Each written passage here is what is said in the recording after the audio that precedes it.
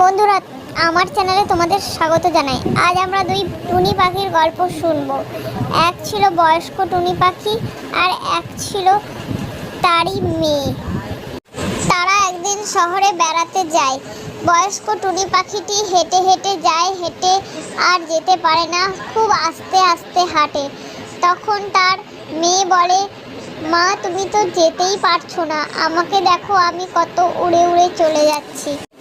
তখন তার মা বলে যে, তুই আর কি বলবি, আমরা যখন তোর মতো ছিলাম তখন আমিও ওরকমই উড়তাম। তখন তার মেয়ে টুনি পাখিটি বলছে তার মাকে যে, মা, একবার তুমি উড়ে দেখাও না আমাকে, তোমাকে কোনোদিনও উড়তে দেখিনি। তখন মা টুনি পাখিটি বলে, না, আমি আর উঠতে পারবো না, আমাকে এইভাবেই হেঁটে হেঁটেই যেতে হবে। তারপর তারা শহরের রাস্তা দিয়ে হাঁটতে থাকে। মা টুনি হাঁটতে থাকে আর তার মেয়ে উপরে উঠতে থাকে। মেয়ে উপরে উঠতে উঠতে অনেক দূর পৌঁছে যায়, কিন্তু তার মা টুনি অনেক পিছনে থেকে যায়। তখন সে এক জায়গায় দাঁড়িয়ে পড়ে তার মায়ের জন্য।